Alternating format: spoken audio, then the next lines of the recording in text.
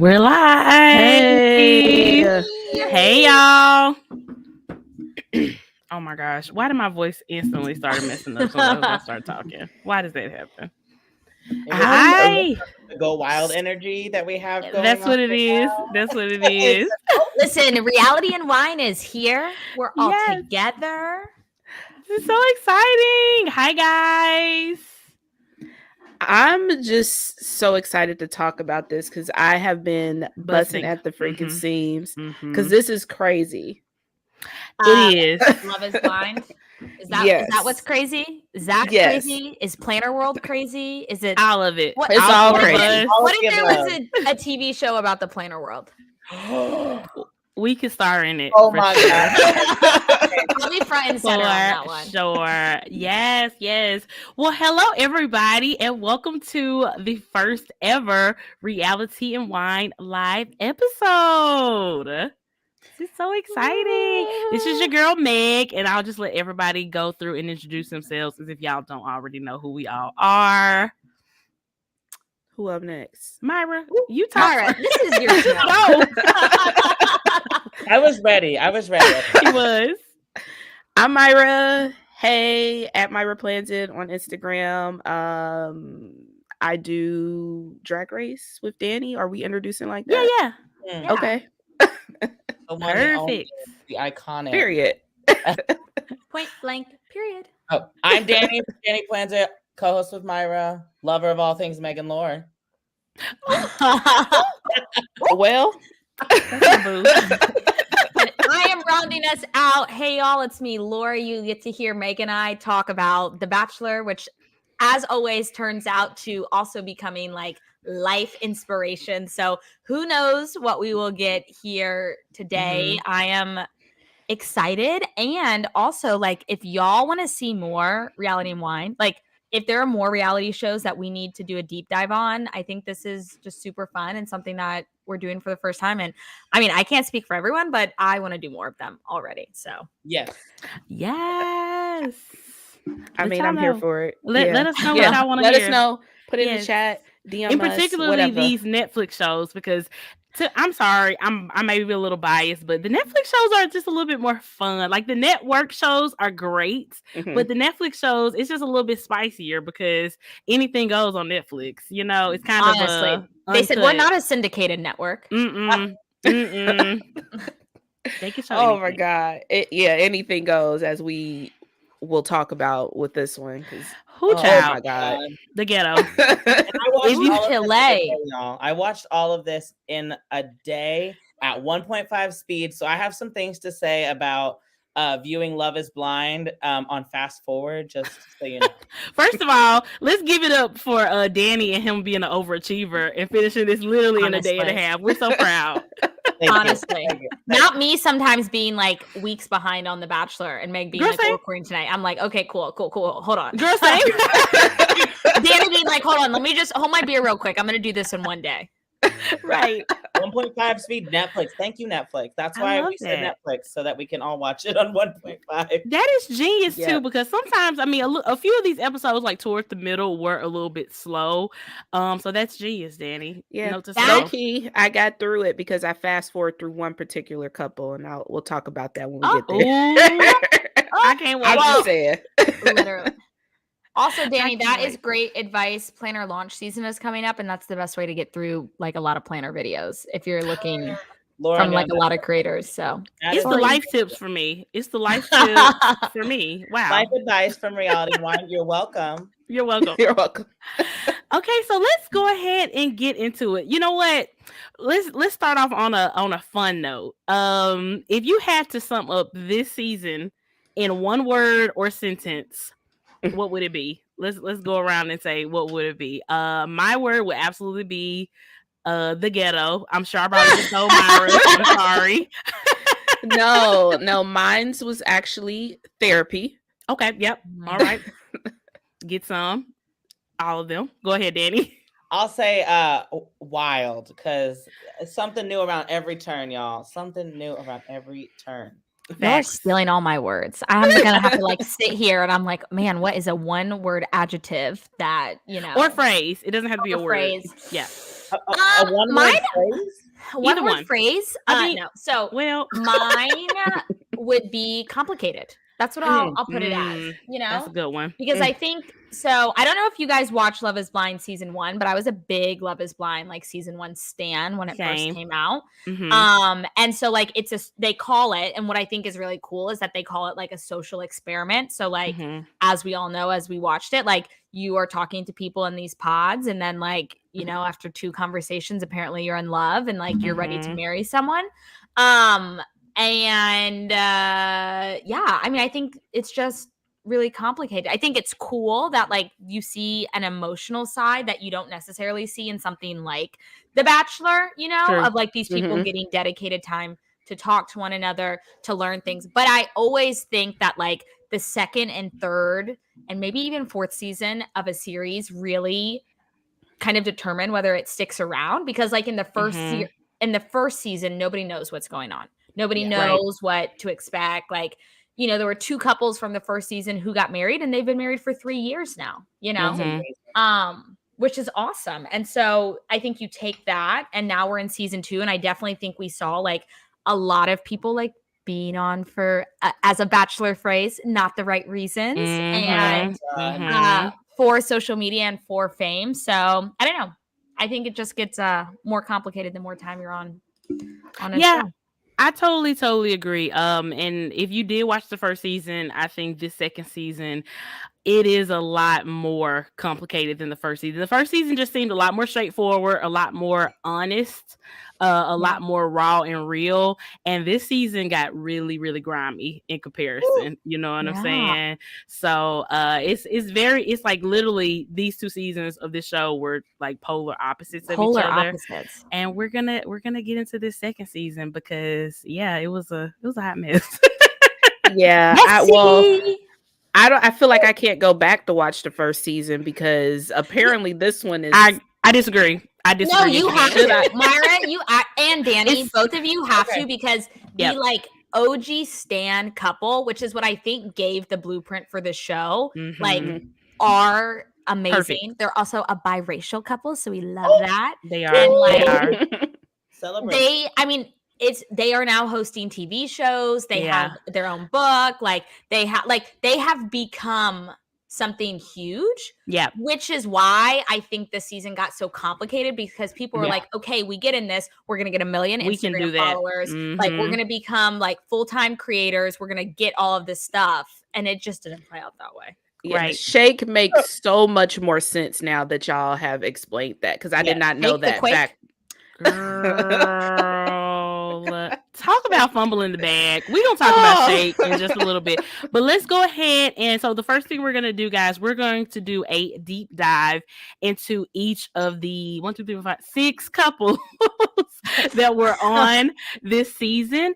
And let's start from the calmest to the absolute biggest train wrecks of them all. So let's start with Ayanna and Jared. So Ayanna and Jared, we saw them in the pods. They seem to have a really, really great connection. They cried together. They shared some traumatic experiences.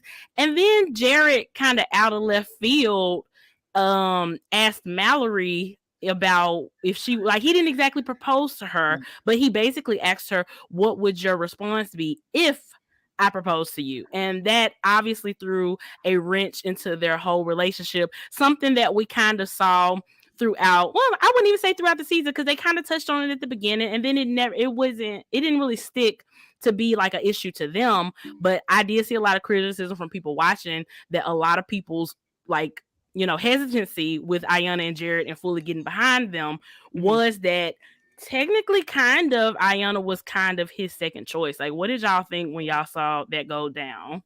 Well, I think it's also important. Sorry, I got to come in with some facts. So Ayanna is 27 years old, and she is a project coordinator. She was actually the youngest person on the cast at 27 years old. Which is good. Yeah. And Jared, again, Bachelor Nation, take note. And Jared is 32, and he's a project manager. He also has he's like a barber and a DJ on the side. I don't know. He got a lot of listen, gig economy. I'm here for it. So yeah. But yeah. So I think that's important to know. Just okay. as my Thank you, Laura. It was. Yeah, Go ahead, I'm with Taylor Plans here in the chat. It just to Mhm. me it kind of felt like very out of left field, and that could be editing. Like they could have like chopped all of Jared and Mallory's like connection, but I'm Yeah. like, you were just talking to her, and you were like really getting deep with Ayanna. Like, Yeah. what are you talking about? You know, it came out of left field for me. Yeah. Danny, what about you? What do you think? Well, I think the whole thing for me, despite how it, felt with the two of them and him kind of juggling, it Mhm. really got awkward for me during the honeymoon with the date. I don't know if we're ready to move forward into that space. We can but, talk like, about it. That was a part of We're it. doing Yeah. deep dive on the whole couple. Go Yeah. there. when you, Let's like, go there. that Take us whole there. moment where Jarrett like slides onto the bar next to, is it Mallory? Is that her name? I Yeah, don't know the name. Mallory. And he's like, tell me about the ring. Like, I would have got you a better ring. I was like, okay, this is really uncomfortable. And that was the first moment for me that I was really not on team Jarrett and Ayanna. Because I was like, Ayanna is too confident and too like, I love so much about her that I don't want Jarrett to play her like that. And that really had me like gripping the tables because I was worried about what he was doing with Mallory. What were you doing? What was your goal with that whole conversation with her? Right. Yeah. Right.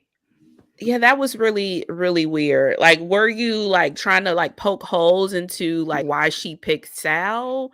Like, what was the reason? What was the reason? What was the See, reason? to me, I kind of feel like, and especially, I didn't feel like this at the time of watching it, but once we saw how the rest of the season progressed, I feel like Jared is just a very flirtatious personality, and I feel like he is the type of person who can flirt, and it literally means nothing. That's just who he is. That's just how he is, and being able to see Mallory and be around her for the first time, I feel like his bond and what he loved about Ayanna was already solidified by then. But I was like grasping my pearls. I was like, boy, what are you doing? You're not finna play my girl Ayanna. I was with you, Danny. Like, no. Right in front of her salad. Like, right in front of her salad. Like, she was literally right there. Cringe. Stop, Myra. That was so Laura, what did you think? Well, so I will say, and I might be, I don't know. I'm not the biggest Ayanna fan. I am very turned off by the baby voice. Like the constant, I'm like, oh God, like dogs and babies only and not on national television. Please don't. Laura would never. Never. Listen, like it's not my thing. I also think that she had a lot of, listen, as Myra said, everybody needs therapy. You don't need a husband for these shows. So like I found it really problematic. Okay, hold on. I have lots of thoughts. My mouth is moving faster than my focus, head Laura, focus. is doing the thing. You know how it goes. Yeah. But so I thought it was messy. And like, I mean, this is producers who are doing it.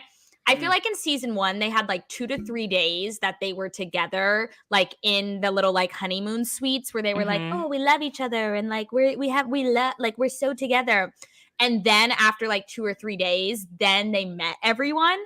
I thought it was messy, at least the way that it was cut. Like it looked like that they had like one night together and then the next day they were around all the people. And so like, I mean, if, as everyone who says like goes and you have these like these emotional responses and these big connections, like if there were 2 people who you were in love with, which like it seems like a lot of them did have 2 people that they were kind of going in between, to see that person in real time, I can just like not imagine like what that, part of my French, but that mind F is like, like, or like how that is to be. And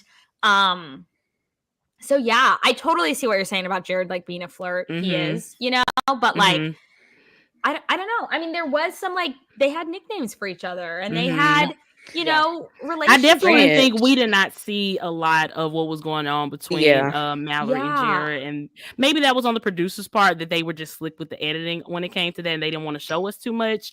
But at the same time, I kind of feel like I think had Ayanna not been as attractive to Jared once they saw each other, that conversation with him and Mallory may have been a lot more to it. I feel like he is genuinely super into Ayanna, and he probably feels the way you did about her voice. I think her voice to him was extremely off-putting, and I think even though it seemed like he had a deeper connection with Ayanna than Mallory, I still feel like it kind of came down to a little bit of, surface level stuff. Like, who sounds more attractive? Mallory probably sounded more attractive to him based on the voice. So him being him, he kind of tried to go for who he thought was more attractive. And obviously it turned out fine because, he's super into Ayanna. But had she not been as cute as what she was when they met, their relationship would have went totally different because he was not expecting her to be as cute. He kept saying, oh my God, you're so different than your voice. And I would have been like, hold up, what you trying to say, bro? Like, that to be my voice. Right. And Laura has said, honestly, they made drama out of the situation. Sometimes you aren't somebody's first choice. This is true. Laura. In life, well, you may not be your ultimate partner's first choice. They could have had another but we relationship, don't know that. but you don't know it. That's the thing. Right. That's having to see it. And don't ever tell me if I wasn't. Period. And you know what? I feel like it still kind of matters to me that he didn't fully go through with the proposal and get denied. He did ask the question if. So it made it a little bit, not as I don't know. I might be a little biased because I really like them together. And I just love when she met his family and all that. It was precious. But I will say though, you go for it, Laura. Well, I was gonna move us on to hometowns. So if hometowns. Sorry. You know what I'm saying. Laura's in so bachelor mode right now. Hometown. Yeah, we can talk about meeting the families. The one thing I was going to mention was just that in the reunion, they did talk about kind of what Laura was touching on and how like you have these really deep connections with people in the pods, despite who you end up with. And seeing someone for the first time has got to be a little shocking, which might explain. And I mean, you could tell like everyone in that moment went to their second, the other person and gave them a hug and said, hey, it's so good to meet you. Right. His just lingered a little longer. And I think they even mentioned like, we have been drinking a little bit. So that conversation went longer than it was probably supposed to. Not that I'm making excuses, but I feel that. I agree. I totally agree, Danny. Well, I think my biggest red flags for Ayanna came up after they left the beaches and they went back to Chicago and they were like seeing each other's places for the first time. Ayanna was so like, you cannot be around your exes. You cannot have relationships with your exes. You cannot own anything that they've ever touched or like have their number in your phone. That's dramatic, but like therapy, exactly. And I get it. Like, there's probably some insecurities. I do think that Jarrett was the best in terms of saying, hey, I did ask someone else. Like, I think it was so great that he was that upfront that they could work through that in real time. And I think that does show his emotional maturity in this situation. But I think like when she was like, well, who's this gift from? And he was like, oh, like, just someone. And she's like, who's it from? And he was like, an ex-girlfriend. She's like, you got to get rid of that. I'm like, well, in Ayanna's defense, because clearly me and Laura is not on the same page as Ayanna. I get it. Because you know what? I'm that type of person too, to be totally honest. Like I am the cut off your exes person because I cut off my exes. Like I kind of move how I want other people to move. I'm gonna be totally honest about that. And it's like, unless y'all have been able to really form some truly platonic friendship over multiple years, I'm not down with it. Like if the breakup is fresh, she got to go. So, and I feel like because of how him and Ayanna started, especially with the situation with Mallory, I think her insecurity in that place is a little bit valid, and especially knowing that Jared is a flirt, knowing that Jared likes to go out and do the most. But I feel like she maybe drew the line a little bit too strict when you think about the fact that since he does go out, his exes probably move in the same circles that he moves in. So they might have some mutual friends. So there is obviously a little bit of room where it's not just so easy just to cut off and never have any type of communication with this person. So I think there's a little bit of wiggle room. But yeah, I was expecting her to be a lot more jealous about the Mallory situation than I was about the ex stuff. I was kind of caught off guard by how she was with his exes. Yeah, but I still got it. Yeah. I mean, I'm the type of person where it's like, I mean, as long as you don't give me a reason to worry about it, I don't care. I mean, if you want to keep that gift, whatever. I mean, I guess. Yeah, the gift. I'm like, well, but I'm the one who's sleeping in your bed, so I mean, we'll shake the bed. Mila said, if it's a nice gift, I can keep it and still not be talking to them. Period. Why y'all got there we go. Yeah. Compromise. Yeah.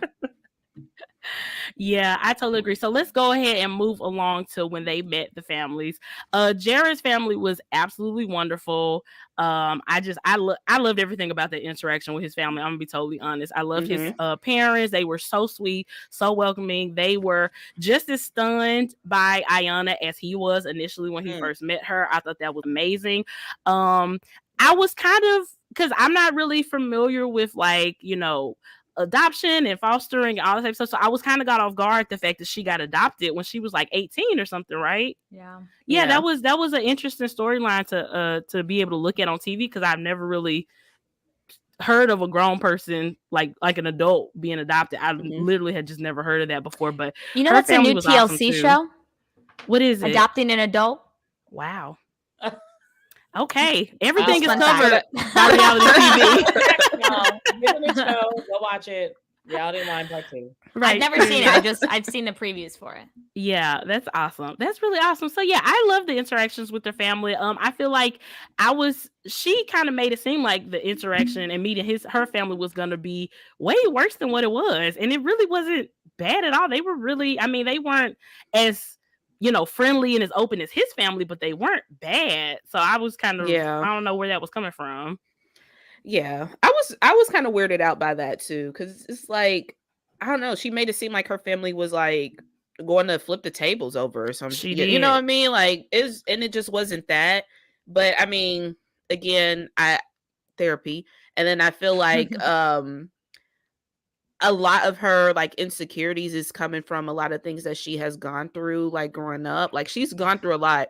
Like, Laura said she was 27. I would have thought she was well into her 30s, because she doesn't carry herself as if she's in her 20s at all. But it seems like she's been through a lot, and maybe she's like projecting that things are going to go wrong because maybe she's had those situations in the past. But I was really thrown off about her family. It's like, this was nothing to worry about, girl. No, it wasn't. They were nice. They were really nice. And I thought it was so sweet that she brought her new sister-in-law to go wedding dress shopping with her. How cute was that? I love that. Yeah. I truly love that. I was so jealous that Dallas doesn't have a sister, because I was like, that would have been so cute. Yeah. But yeah, his family was great. And what else? What do y'all have any other thoughts on Ayana and Jared? Because we're gonna talk about the actual wedding and ceremonies like separately once we go through all the couples. But do y'all have anything else just to say about them as a couple? Oh yeah, I guess we can kind of talk about the show kind of made this a situation where she's a homebody and he likes to go out, and how is this ever gonna work? Oh my god. It was clear they was making that way bigger than what it was. Yeah. They said we need more drama. Yeah. I mean, all the other couples, I just would have all the other couples were imploding, and I felt like they needed to make something happen. They were too boring. I feel like in retrospect, like, it makes sense that they got engaged and married, but like at the time of it, it was like this huge deal. Like, if you don't go out, like, you will never be a good boy. Like, what? Stop that. Right. They just had to have something to focus on with them, because they were really good for each other. They were boring. And you know what? Sometimes boring ass couples are the best freaking couples, but it's not good for reality TV. So, right. And sometimes transitioning to our next couples, boring ass couples are not the best couples, because Mallory and Salvador were a complete snooze fest for me. I was not invested in their relationship, in their storyline. It seemed like every time they had a conversation, they were talking in circles. Like, literally, once they left the pods, I did not see any type of connection between them whatsoever. I was literally just on the edge of my seat waiting for them to break up for several episodes. Does anybody feel me, or does somebody feel differently? I felt like Sal is a very private person, that maybe he wasn't giving us, the full details on camera. I felt this about another couple too that we'll talk about later, but I don't know. This couple is weird. This couple was really weird. Yeah, and a lot of you got it. No, Danny, you're not. Okay, I was like, that's on you. That's on you. The drama that kind of came up was just so random. I don't know. It felt random to me. Like, we had a situation where an ex came in, but we never saw any of that. It was just like talked about, and like, I don't think we ever saw the moment where like Mallory was upset about it. It was just like all of a sudden there was turmoil in the room, and then Sal kept.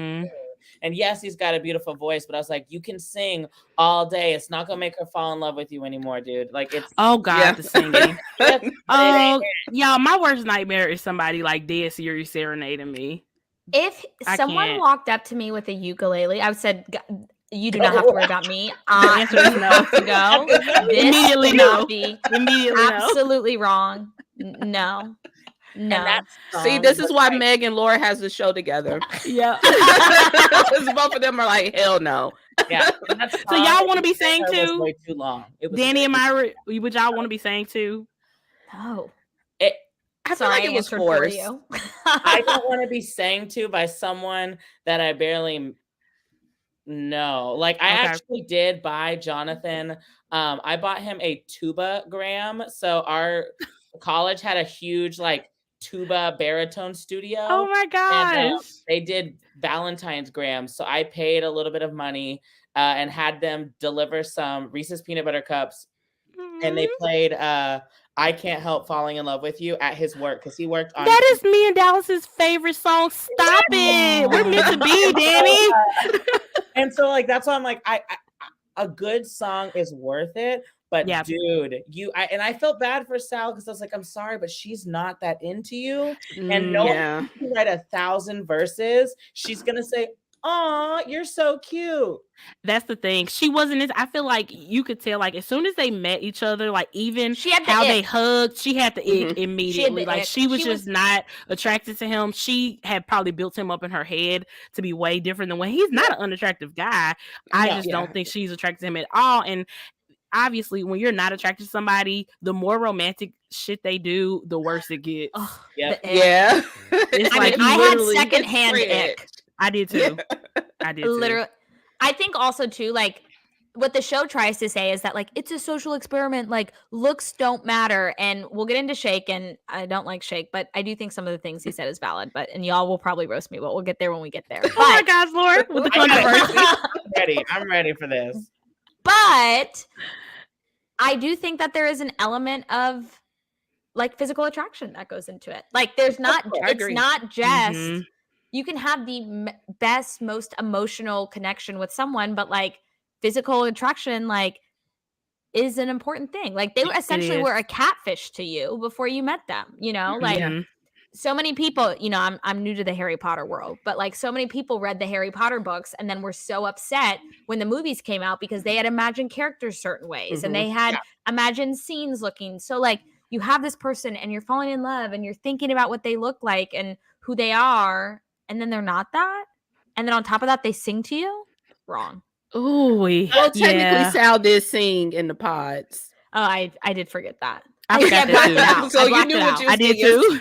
She knew. She knew what she was signing up Yeah. for, and she regretted it. I think she regretted it. I think she honestly regretted saying no to Jarrett at the end, but Yeah. I think so she too. was like, I got another girl that loves me, and I love her. So Yeah. Sorry.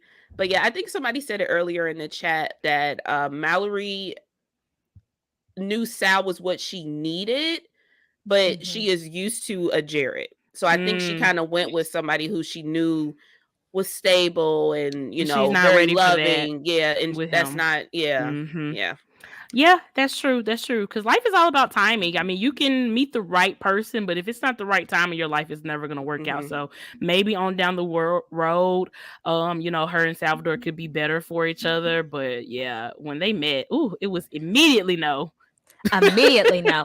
I do think of all the people on the show, though, Sal is the most stand-up person. I think that he was the most emotionally mature person. Yeah. It broke my heart on the day when they were like at the beach and Jarrett and Mallory were flirting. Like he cried and he was like, "She doesn't want me." See, here's the No. thing. And like, she probably don't want to cry or either. And obviously, not that there's anything wrong with men Yeah. crying, but the ick. if it's She the just had ick, it gets ickier with every action, and that's literally what happened. Like she was like, "Is this nigga crying over me? Oh no, oh no!"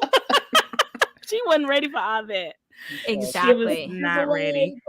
I'm trying to think what were their drama. Oh, they had some manufactured, like my ex-girlfriend showed up at my sister's house. That Which was weird. because it was like just like with every other conversation, it's like they always kind of talk around things and they're trying to be private and try not to put too much stuff out there, but they're on a TV show. So I literally never knew what they were ever talking about. I still don't truly understand that situation. It was so weird. Yeah, I mean, kind of how they describe it. I'm like, why would you care? The crazy lady went to his sister's house. Did he go talk to her? You know what I mean? It didn't seem like Sal went to talk to her. So it was just weird. Yeah. It's like if your ex is showing up at your house, okay, we definitely have something to talk about. But she at your sister's house, I guess she probably had some type of relationship with his family or his sisters or something. I mean, I could understand her being concerned about it, but at the end of the day, she didn't want him. So all that was not even real. I feel like she was kind of looking for something to be like, oh, your ex still wants you. Okay, I'm gonna head out. Like she was kind of digging for a reason to cut out of that. I truly believe that. But yeah, and then her family wasn't involved at all. Like they didn't go dress shopping with her. They didn't. She also didn't like any of her dresses, but that's its own thing. Yeah, and they didn't. I don't think really want to be there. That's the thing. Yeah. That's the thing, and I don't think they came to the wedding ceremony or anything like that. But we'll talk about that. But yeah, Mallory and Sal, big old snooze fest. I was not into it at all. Okay, side note, can we talk about like how hot all the women are and the men are just average at best? Yeah, let's get there. Let's wait. Let's hold on to that. That can be a highlight of the season because that's a deeper discussion. Let's get through the rest of these couples. Okay, next is Danielle and Nick. I'm just gonna say therapy to start because I'm gonna therapy. Like so much therapy, which they got.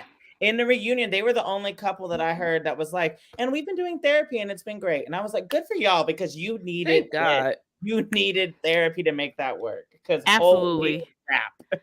Absolutely, yeah. They were. I don't know how to. Too stunned to speak. I'm too stunned to speak. This was the couple I fast forward through like majority of the season because I just could not take it. I couldn't take it. No, because she was just so infuriating in every single conversation. I mean, where do we even start with them? Okay, so I think in the pods, you didn't really get to see what was going on. Like, her whole story was that she used to be fat and now she is not. And so there's that a is lot her of whole identity in there. Basically. And that is her. And listen, I can only imagine her struggle with that, what that felt like, how that has impacted your life, but it is now her identity. Yeah. And like that is the part that I think is so debilitating because like, so they meet, whatever, they're kind of cute. He's the like sweatiest man alive. Like all he ever does is talk about his sweat, which like, you know, I'm not gonna lie. I mean, I can't shame him. Sorry. You don't have to, Danny. You don't have to. But like, I'll never forget, like she got sick and so she couldn't go to the beach party. And when he came back, she was like, you didn't wave at me at the beach party. And he was like, sorry, I was drunk. Like I didn't really, sorry. And she was like, I locked myself in the bathroom and cried for 3 hours. What? Now she's the one who screams insecurity. It was the escalation. She is the one who screams. Like if people think that Ayanna is insecure, Danielle is for real. Like hold my beer. Like she takes it to a whole nother level to where it's not even reasonable because Nick has never given her even an ounce of a reason to feel like that. Like, did we miss something? It's all in her head. You had a lot of insecurity, and I would be willing to bet, based off of the discussions we've had with her, that a lot of that stems from her weight issues and feeling wanted in a relationship. And I feel for you, girl, but going on Love is Blind is not how you deal with those. You go to therapy, go to a counselor.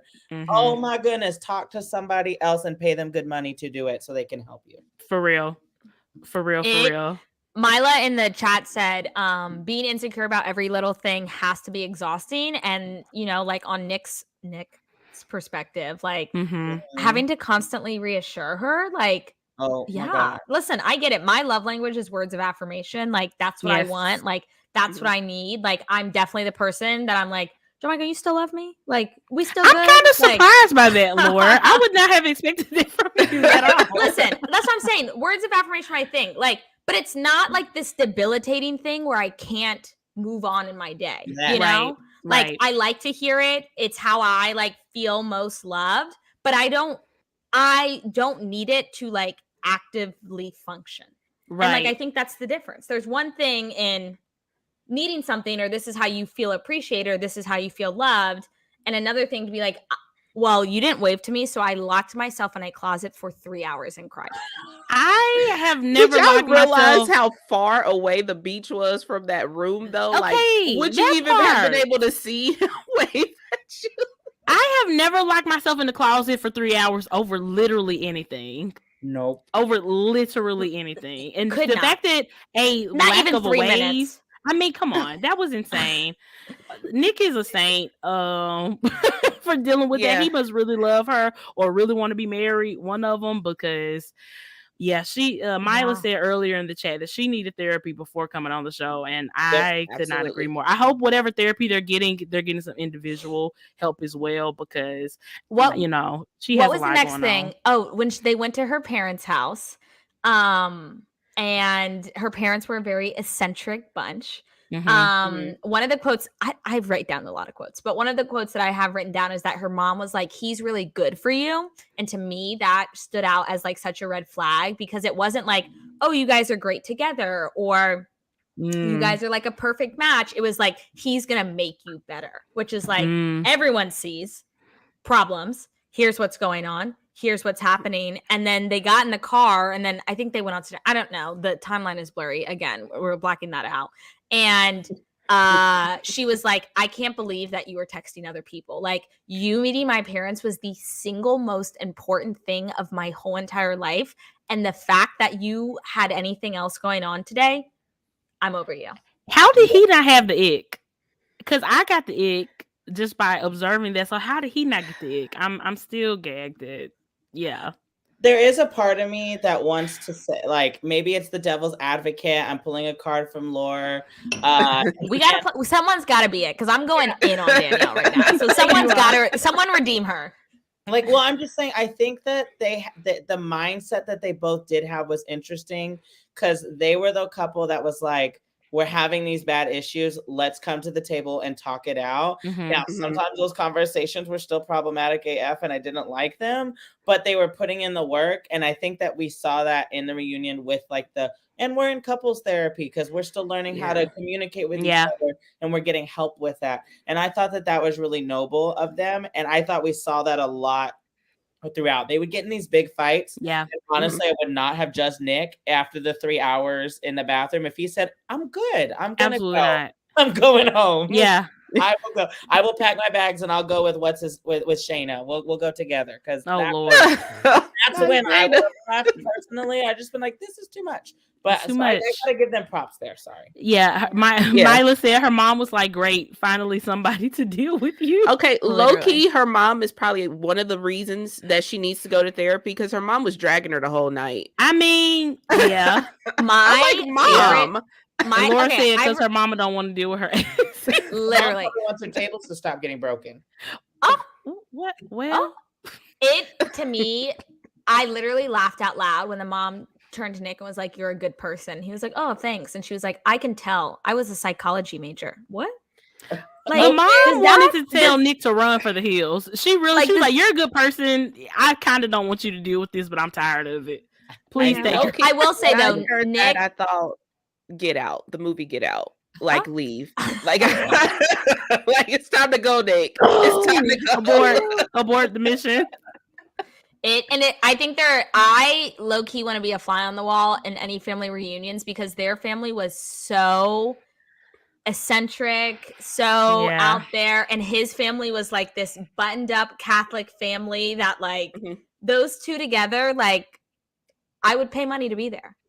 Yeah, and you know what? That might have something to do with why he stuck around and to deal with her, because I'm sure from his family, from his upbringing, especially from a Catholic upbringing, marriage is it. Once you're married, you're married and you're married for life and you've made this commitment. And to him, I think that engagement was a very real commitment to him. It wasn't just about the TV show. And he said, look, I fell in love with this person in these pods.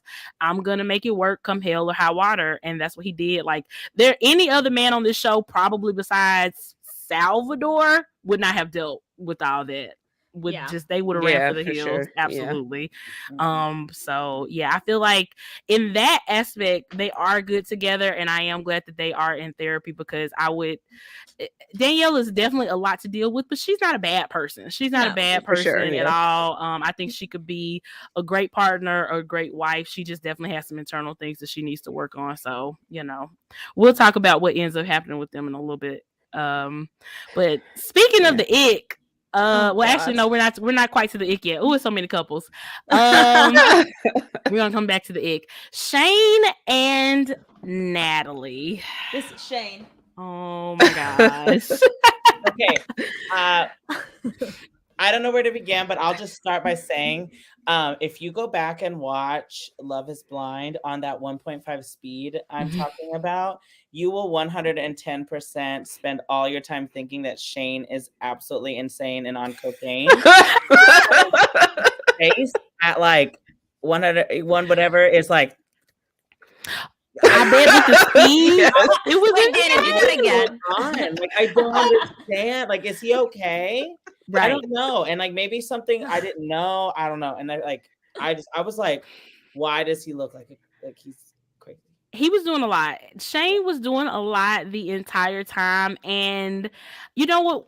Okay, once Shane and Natalie were very interesting, because obviously on paper, they are complete and total opposites. They would never, ever, ever work out in a million years. But once they got together outside of the pods and we started to kind of see their relationship, they were one of the stronger couples. And I feel like it kind of caught everybody off guard, because they were actually really good together. Like, even because when we'll talk about her a little bit later, but even when Shayna was making like obvious advances at him and literally trying to throw herself with him, he did not bite, not even a little bit. All. Surprised me. I thought I was surprised too. Ruin Natalie and and make me really hate Shane. But the fact that he was like, I love that you're saying this, but it's too late. So I have like. For those reasons, he was very straightforward. He was more for those reasons. I'm out. Are you a shark?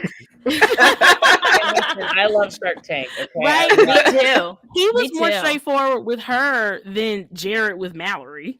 Yeah, I didn't even really get any flirtation or anything. On his end. So yeah, I was very, very surprised, because I mean, like I said, on paper they are just total opposites. They would just never work in a million years, but there was truly something there, and I do think they both really, really wanted this relationship, and they really tried with this relationship. Yeah, I think one of Shane's love language is words of affirmation, for sure. For sure. And it wasn't even like on like a Danielle like cringy kind of thing. He was just, wanted to be reassured.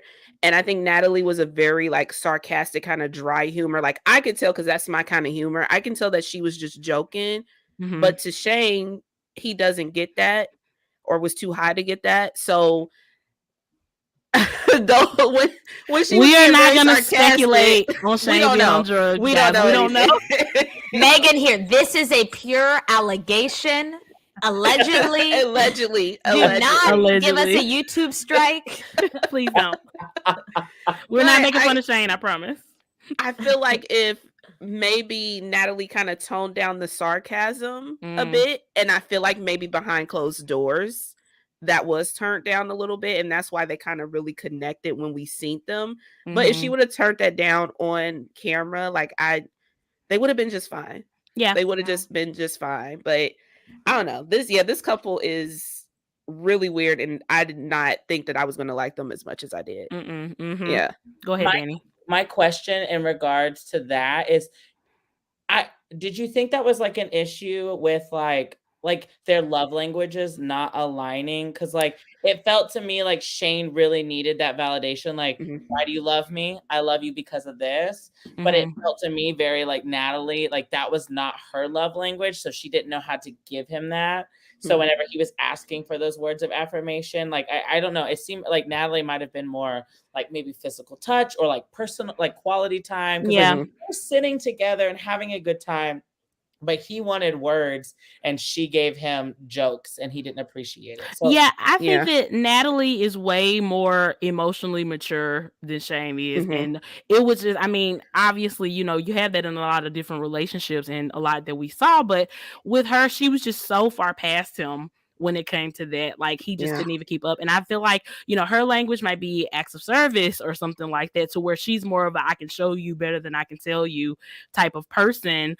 And he's like, no, I need to hear it or it's not real. And I feel like that was just ultimately their downfall, is just how different they really, really were. You know, a lot of times opposites attract, and they definitely attract it, but that doesn't mean that they're going to be able to find some common ground and stay there. I feel like the only thing they had in common was that they both had feelings for each other. Yeah. That was literally it. So Shane and Natalie are actually my favorite couple of the experiment. Wow. Laura is like shocking the hell out of me. Who are you? Who are you? I know. Well, I will say from like truly the experiment like perspective, like of all the things you guys are saying, of two people who on paper should not be there, of two people who in real life would never meet and never come together, of two people like, and I kind of think that they will be each other's one that got away. That's my like prediction and things, because of like the genuine love that is seen from this show. Like I feel the two of them have it. Now, Shane in the pods, messy. Like out of the pods at the beach, messy. The fact, my favorite quote from the whole entire season was, well, I just don't believe in 401ks. That's my personal ick. That's my run for the hills, biggest red flag in the world, you know? $2,000 on food a month? Wrong. Again, Shane and I could never work. Could not even. Me and Danny are like, ooh, well. I was like $2,000 on food a month. Let's go. That's a good one. Steakhouse. I'm gonna give me that pork chop. That's like 84 ounces. I am heavy. Okay, but no, I get it. Because he didn't just say I don't like 401ks. Because like I could also say like when I got into teaching, I was like, what is a 403b? And I have to have one. What? Yeah. Like, the fact that he said, I don't believe in 401ks. You have to live life to the fullest. I was like, live life to the fullest with the 401k so you can live life to the fullest when you're 80. You know? Does he not plan on retiring? Like, what's up with that?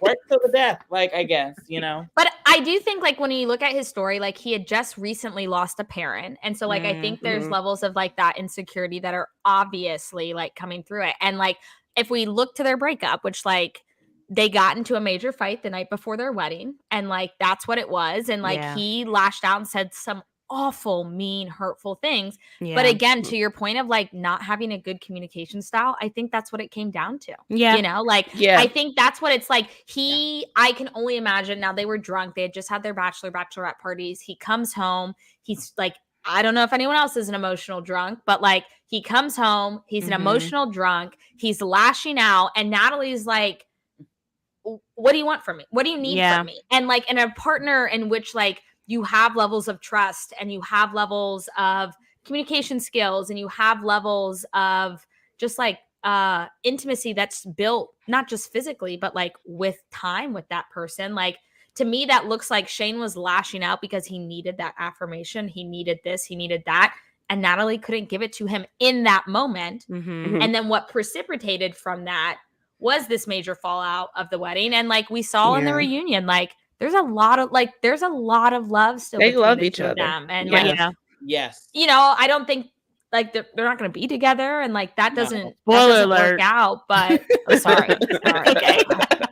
You know, but yeah, they're my favorite couple because I don't think they would have ever gotten together. Like she's a consultant. Like he is, I think, you know, for couples that like learn the most through the process, like I think she taught him how to have more fun, and he taught her how to have more fun, and she taught him like, you know, about some routines and structures and what my type A heart loves.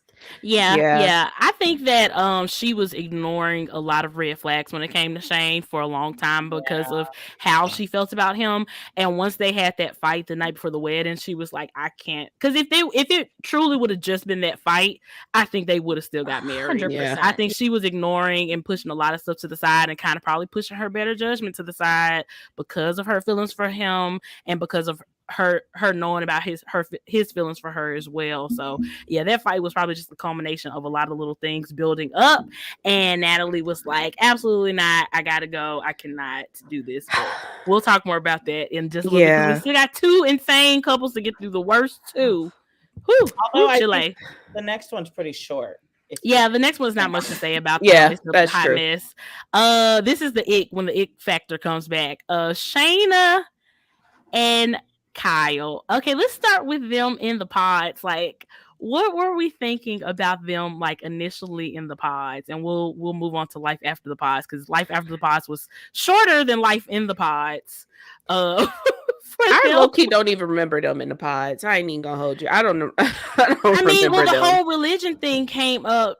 Okay. Initially, you know. Okay, but if we're gonna talk about, I almost called him Sal. If we're gonna talk, what is his name? Kyle. If we're gonna talk about Kyle and Shayna in the pods, we have to talk about Shayna and Shake. Oh my gosh, Shayna and Shane. Shane, yeah, in the go pods ahead. Because she was so like they got in the pods and it was like literally phone sex. Like that's the best way that I can. Wearing? I was like, yeah, honestly, like, what are you wearing today? Based on them in the pods, I thought that Shane and Shayna were like a match made in heaven, hot mess couple. I thought they were going to be another like Amber and Barnett from season 1 2.0, like a hot mess couple that somehow made it work. I really thought that they were going to end up together, and I was shook when that did not happen. Yeah, but the whole entire time he was like, oh, and he just was like, what are you wearing? And like crop tops, like, oh, that's so hot, like, you know. And she loved it. She loved it. She loved it, and she was literally like, literally, yes. she was like, she was so into it, and she was so, and I think that's really important as we talk about who she ended up with, because now what I think is messy about this show is that all the girls then have to go back to live together, and so they're talking to the same people. Yeah. So she goes back, and Natalie's like, oh my God, Shane asked me to be his girlfriend today. Like, he's not talking to anyone else. And then she goes back to the pod and she's like, okay, Shane, like Natalie says that you guys are girlfriend, boyfriend. He's like, oh, what are you talking about? Like, what's going on? You know? Spot on. Give her an Oscar. Give her an Oscar.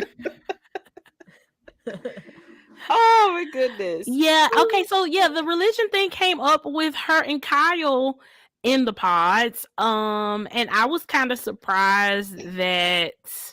Tell us about the religion thing. What was okay? More into the religion thing. Basically, Kyle is an atheist and Shayna is Christian. I don't know if she's like Baptist, Catholic, or I just remember Christian. Does anybody know like exactly what denomination she is? Did she ever mention it?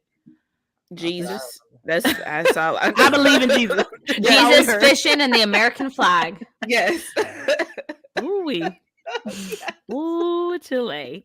So yeah, it seemed like they both had a lot of reservations about how, you know, obviously what a big difference that is. Obviously, when it comes down to worldviews, if y'all have such differing opinions on religion or whatever, but somehow he still proposed and she still said yes. And it was this is where he messed up.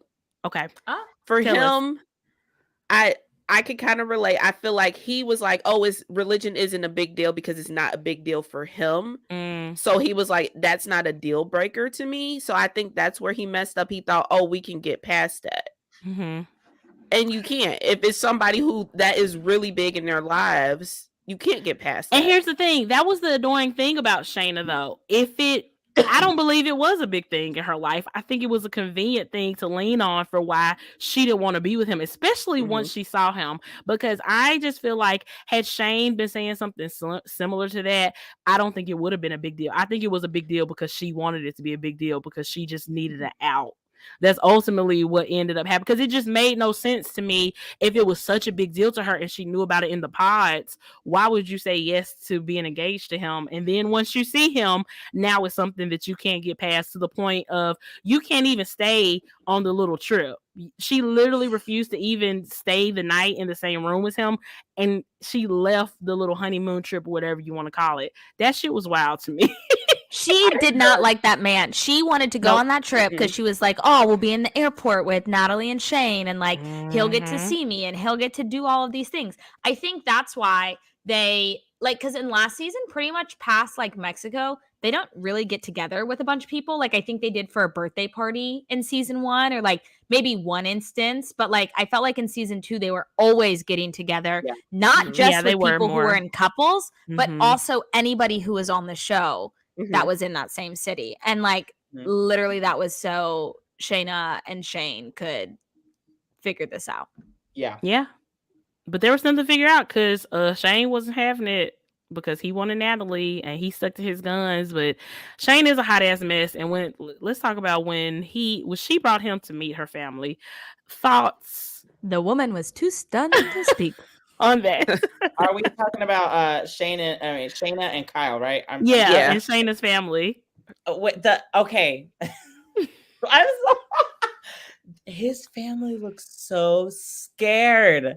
They thought that he was gonna come and like, I don't know, like with that he was gonna come, and I don't know, but they were so scared. They were scared of him. They were like, they thought he was the devil. Yeah. Insane. Like I was like, your poor family. Why did they should not have put anyone through that, because it was just obvious that at the beginning, like, y'all were not gonna work. There was too much. There was too much. You should not have done it. You should not have been in Mexico. Shouldn't have left the pods. But I digress. They should not have got engaged at all, because it was instant. Go ahead. Yeah. My fave from that scene was, "Are you a godly man?" And Kyle's just like, "Huh? What?"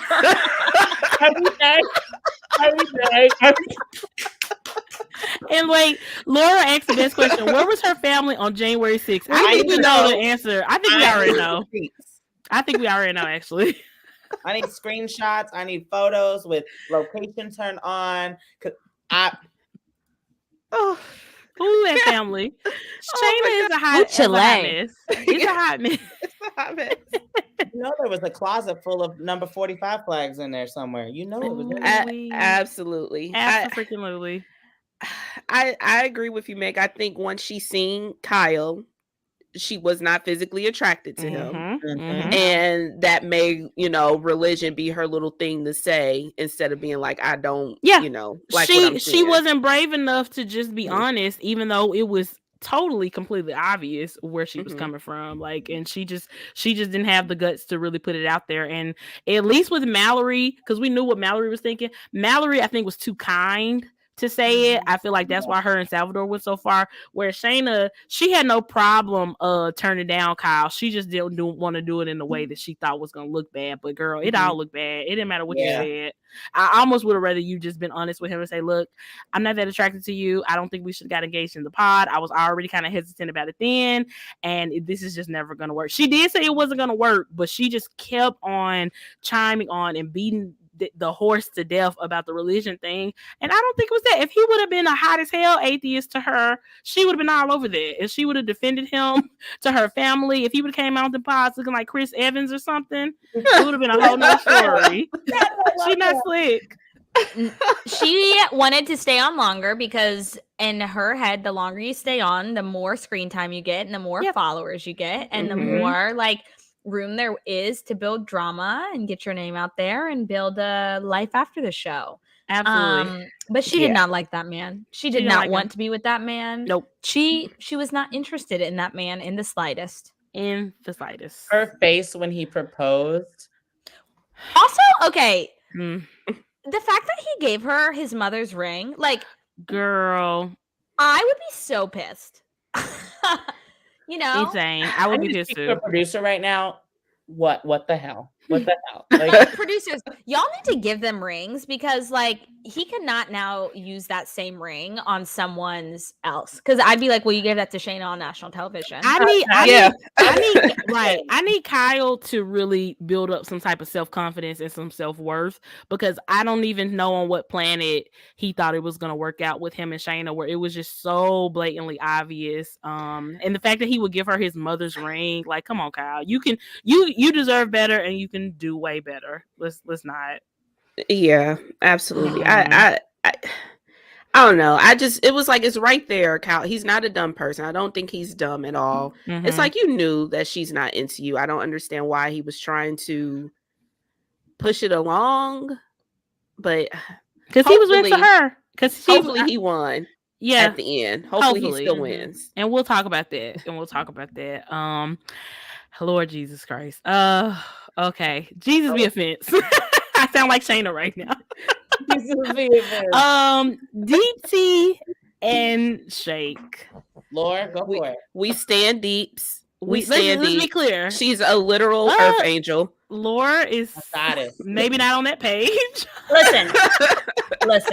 Laura, what you got to say in here? With the controversy? Come on. Here's my controversy. There is just too much internalized racism between the both of them. So absolutely. I will say that, like, Deep D obviously did not deserve what she got. I think she stood up in the most beautiful way. I think the relationship arc with her mother was impeccable and incredible. But and I think obviously, like, Shake is the villain of this season, like the major villain. And so she's the hero against the villain. I will say this was my least favorite couple in the series. Or the experiment for everything that happened. But and I think she learned a lot and she grew a lot.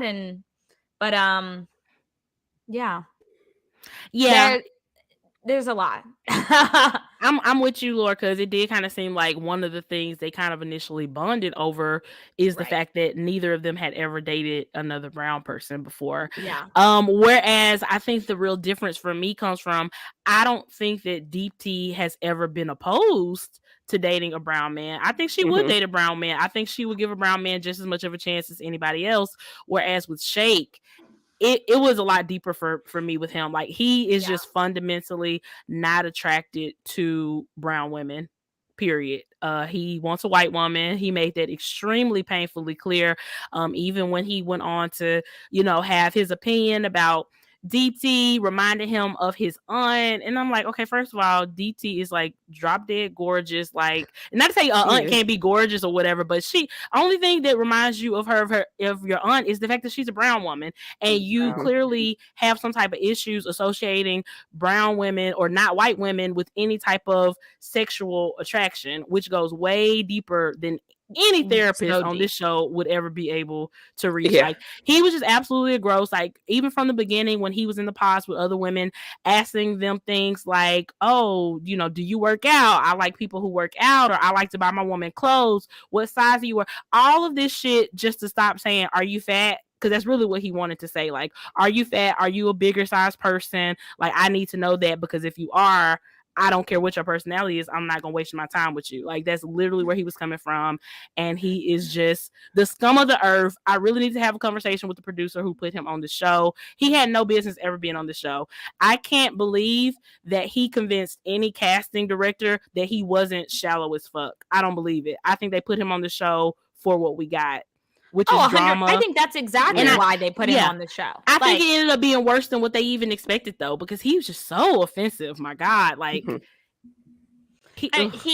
could go on. He just has so many problems. There's so much internalized racism. I think the aunt comment speaks more to, like, oh, anybody who I have an emotional connection with, like, I only view that as, like, family, because, like, there's no reason that someone, like, I feel like all his other relationships have been purely sexual. And so he's like, well, I don't need to have real emotional connections with people if there's just going to be sexual women are objects connection. That's sexual 100%. Like, I think he wants proximity to whiteness. Like, I think we look at that as, like, if we look at his bachelor party, like, every single person, like every single one of his friends, all of the people that he's interacting with, like, are all white people. And again, I'm skipping to their wedding, so apologies. But like when Deepti says like, I'm not going to marry you, like he turns that around. And he's like, oh my God, like I wasn't going to say yes. Lord, either. why can't like, we get there? What? Sorry. I'm like, We don't like Shake. Just keep going. Just keep going. We'll go ahead and wrap them up right here. Go ahead. But seriously, like he just kept saying like, I was going to do it. Like, it was just so like anything to like appease whiteness. Like, oh, I invited all these white people here and like, I kind of got made a fool of. And so like, now I got to act like this was like I chose this, you know? And like, also too, like, I do feel bad to Deepti because no matter how strong or independent or amazing she is, like to hear somebody on national television talk about how they aren't physically attracted to you and how like you're the best person ever, but there's no chemistry, like God, that hurts. And he was going into like explicit details about, we don't have to get into it here, obviously, but he wasn't even just stopping at I'm not physically attracted to her. He was really getting detailed, like really trying to justify it to other people because everybody thought he was batshit crazy when he was saying that type of thing to her or about her. And it was just really gross. I really could have dealt without him on that show. I don't think he added any type of value. The drama that we got from their relationship was not fun to watch because it was so hurtful and it was just so mean. He was just mean spirited. I thought it could be really cool, like the fact that there was so much like Indian culture and like representation, like you know, like going and talking about the family and seeing how they both like seamlessly fit into each other, which is something that they're both running away from, which like again a little sus there, you know. But to go into that, and like I thought it was so beautiful to see like what a culturally Indian wedding would look like and how like she didn't go to the normal, I put that in quotation marks, dress shopping experience. Like I thought that there was a lot of room there to like see something on television that we don't normally see or we don't talk about or that is not portrayed. And I just hate that like the person that we were doing that with was Shake. Yeah. It was gross. You know? Yeah. Ugh. Myra, Danny, do y'all have any thoughts? Me and Laura been going in. I know, I think for me, I think focusing like just like on Deepti, like I felt so bad that I don't know, because it sounds to me like, especially in the reunion, like people were whispering to her and telling her constantly that what was going on with Shake, but also the edit that they were giving was that like it felt like almost she was clueless. I don't know if you guys felt that way, but it really felt to me like at the wedding, I even felt like, but right before I saw her face as she walked up the aisle, was that she was like ready to go up there and say yes, which really had me super confused because I was just like, this is a dude is just like walking all over you and saying all these super terrible things. He doesn't deserve you. I hope she's not. And then when she got up there and was like, no, you ain't messing with me. I'm saying no for me.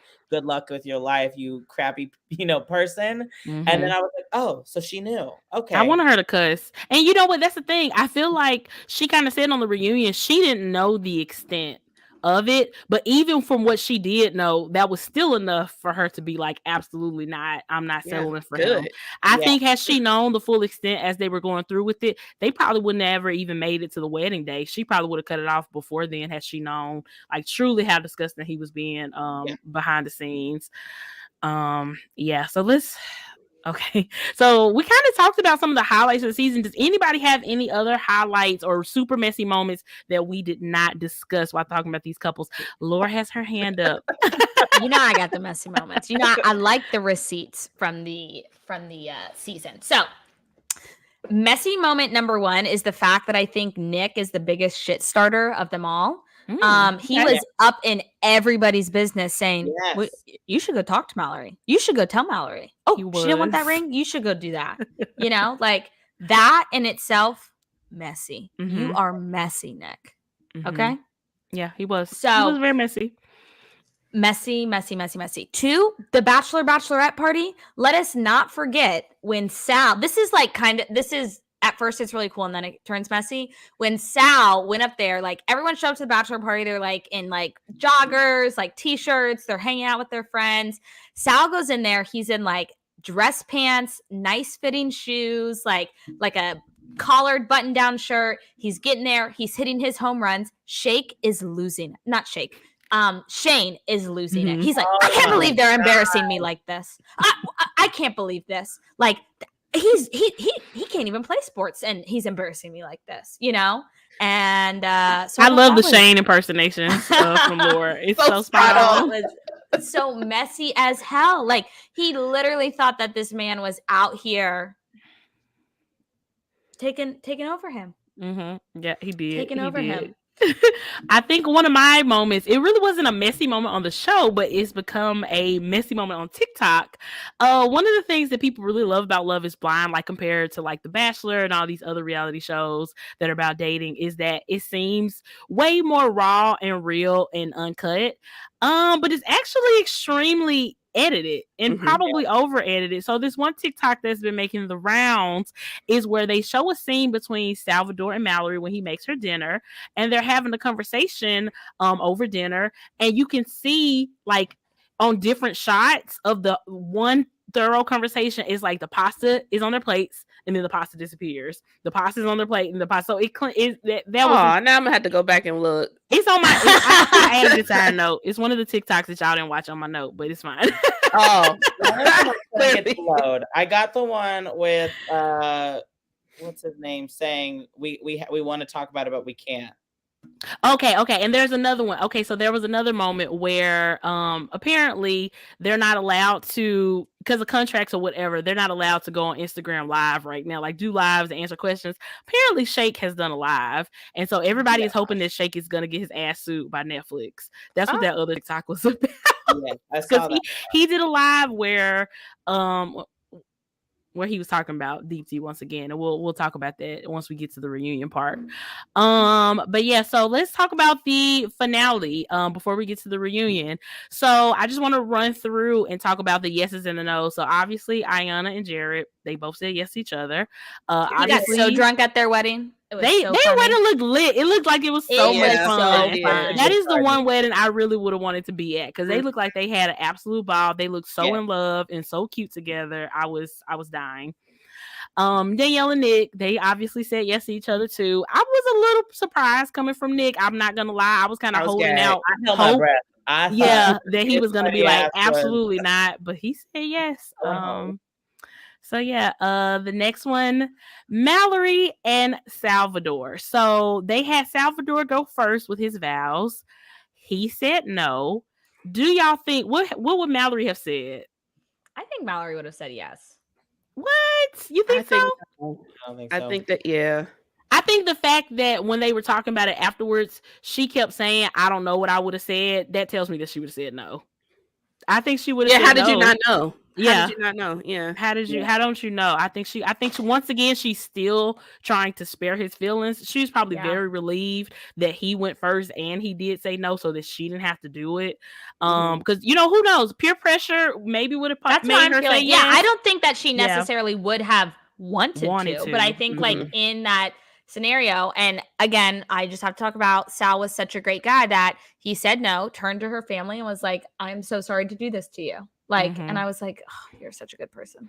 He is. That's literally the one who got away if he didn't sing all the goddamn time. For real. Like, I don't mind this singing. It's just too much. It's too much.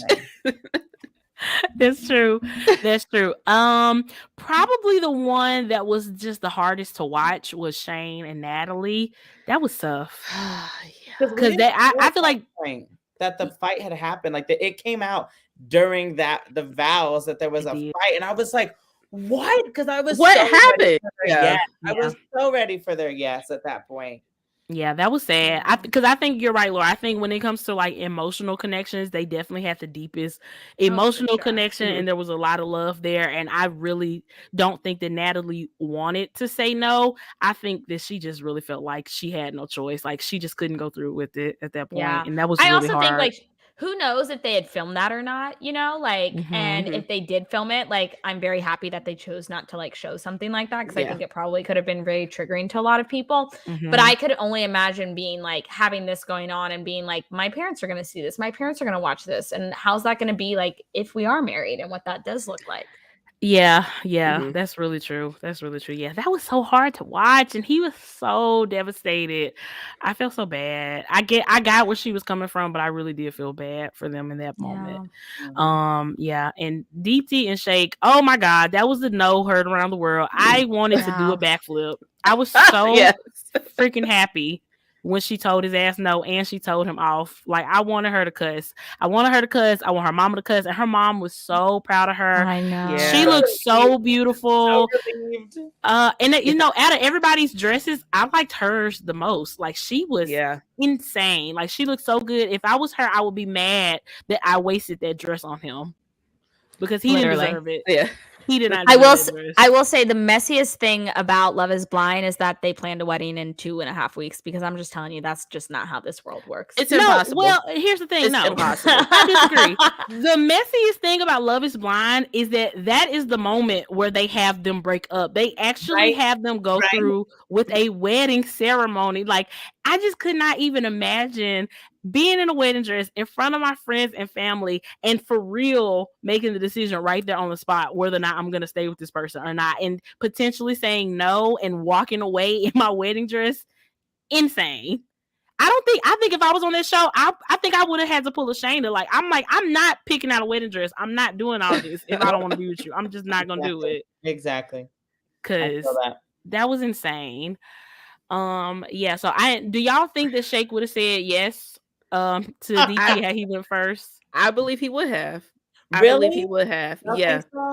Why do you think really that, think he would have, because going back to what Laura said, I think it's just a show for him. He wanted to put on for everybody that was there. And, you know, what would have put him in the best light? Yeah. Is for him to say yes. It's all about Shake. It is. He don't care about nobody else. It's about him. It is. And you know what? And how butthurt he acted once she left, and, you know, let's keep the party going and da da da da. Yeah, I think he would have said yes too. And I think he was pissed. I think he is probably yeah, it was giving sad vibes. I don't care. He was pissed. He was pissed that she made the decision for him. Yeah, exactly. She took the power away from him. Which, thank you to the producers. Y'all finally did something right, letting DT go first. The only place that I think they messed up, and they probably did this also to spare Salvador's feelings, they should have let Mallory go first. They should have made her have to do that. They should have made her have to do that. But I think even they probably fell in love with Salvador and was like, "No, we're not gonna torture him like that. He's too sweet."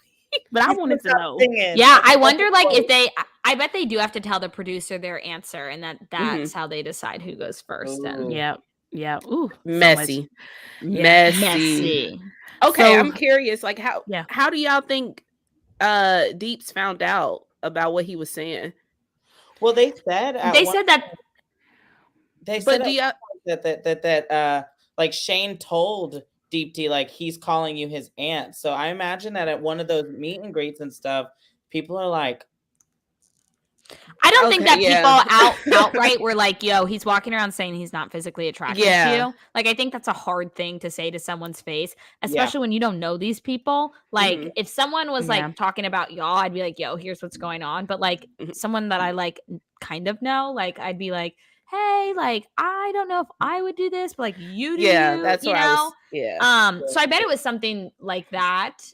And then again, I just could not imagine being her and watching those episodes and how like traumatizing that is. He need his ass kicked. That's especially what I was like, he needs his ass kicked. Full blown saying what it was, or just like, hey. I don't think they went into details. I think they were just telling you, like, that man ain't your man, sis. Yeah, like, you can do better.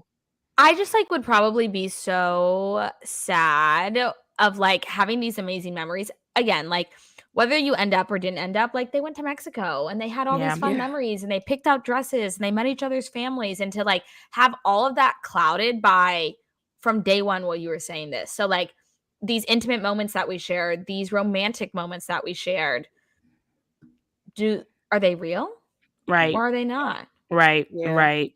Oh, you know what? Thank you for bringing this up, Mandy. We didn't even talk about how Shake's Oh mom yeah. basically told him what an idiot he is and how she was too good for him. I live for Shake's mom, and I've actually heard about Mhm. her getting some hate on her Instagram page because of her horrible son, and that really infuriates Oh. me because I don't think she has anything to do with why her son is the way that he is, because she is clearly an extremely smart and competent person. He seems like he came from a great family.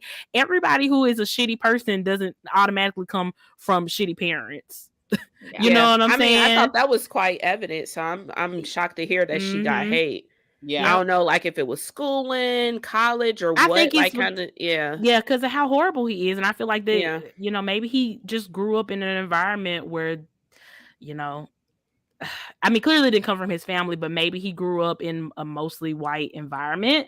Mhm. And in order to kind of assimilate with the people around him, he kind of started to develop some self-hatred, and he never got therapy so that he could move past it. And that's why we had to witness his shit on Netflix for 11 episodes. It's not over it.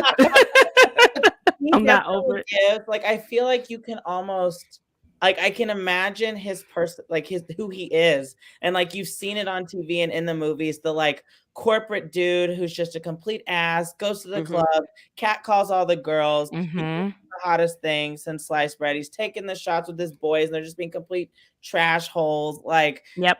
you know that that's the person he is, and honestly, I think Laur has really brought that good point to light. Like, I think he's got a lot of internalized racism Yep. where Mhm. he decided at one point in his life that he did not want to be like his family, who Yep. I think are great people. Yep. And Yeah. so he found his boys, and he became one of the boys. Yeah. Yeah. One of the good old boys, for Yep, sure. girl boys, and that's what we saw on TV. Yep. So, since we're already talking about Shake, let's get to the reunion, guys. I was so amped up to watch this reunion after everything went down. I could not wait to watch it, and it delivered. The reunion was probably my highlight of the season. It was my Yes. favorite episode of the Favorite episode for entire sure. season Yeah. because they got down to like the brass tacks. Like Nick Lachey and Vanessa Lachey were great hosts to me because Yeah. not only it, because sometimes I feel like, especially on The Bachelor, I feel like the host can seem very detached from the show, not connected to the show, Yeah. really not have any idea what's truly going on, where you could clearly see Nick and Vanessa watched every episode with us, and they were over Shake shit the second he walked into the room, and I felt that. And his ability to make literally everybody in the room hate him is just unmatched. It was like chef's kiss. Like, good for you, Shake. I guess you're good at something. You're good at making literally everybody be on the same page about you. Yeah. The harmony against Shake is It was chef resounding. kiss. Yes. Even the men. The Perfect. men were Yeah. ready to fight his ass. When he said that Vanessa Lachey was the only woman in the room he was attracted to. Nick just sat there like this. He's like, I'm trying really hard not to smack you right now. Nick Like, said, Yeah. I have a job today. that Yeah. I want to keep. I want this paycheck. I got several kids. I need this check.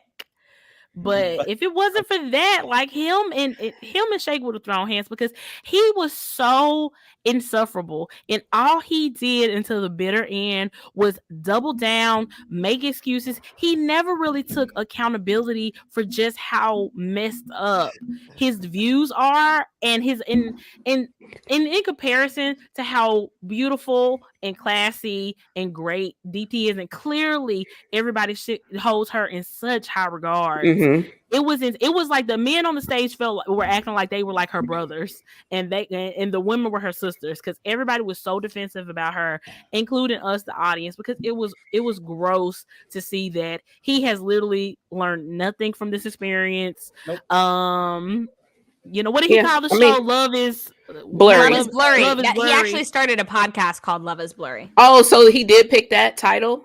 I actually Oh, voted in his poll for that one. So yeah, I'm glad that. Oh, you voted for the podcast. First of all, I need Myra. No offense, Danny. I need less men to have podcasts. Okay, this is pissing me off. I just watched The Bachelor, so your Bachelor episode. I just looked at it, so I totally know where you're coming from. Period.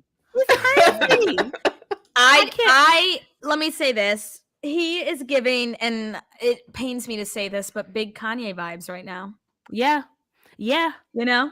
Like he had to again, and I think it's too because like if you check out his comments, the people who are like, "Oh my god, bro, you were so right. Like don't let the people get you down." Like it's a very certain set of people, a certain group, like, and he's playing into that, you know? Yeah, and again, absolutely. like I think he just wants so badly to be seen as this like again, there's so much internalized racism. And to me, listen, I can't speak to anybody else's journey, but if I can speak to my own journey, I remember there was a point in my life where I was like, I'm not black.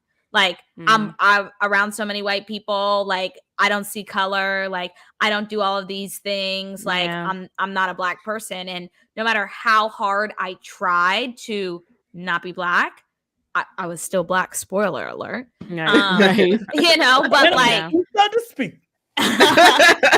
You know, but it's like I tried for so long to not be that person, and I thought like, okay, as long as I dress like them or speak like them or do this, then I don't have to be black. And it's like it doesn't work that way. And I don't know. Speaking from my experience, I see a lot of the same tendencies in terms of being like, that's not me. Like that's my family. That's this or that. I'm my own individual, and like it takes time to come to that. It takes therapy to deal with it. It takes a lot of therapy to work through it. You know? Yeah, I think at some point, you know, maybe like with you, Laura, like at some point in your life, you realized that was not a negative about you, but it was an amazing thing about you, and it's something that you should highlight, and that you shouldn't be around people who don't want you to be who you are. I feel like Shake, unfortunately, has not put himself around those people who are going to accept him. And so he has not started on the journey. He has not even begun to start on the journey of accepting his self. And that's sad because he is far older than you. And it's like saying this from a child or a teenager or even somebody in their early 20s is one thing.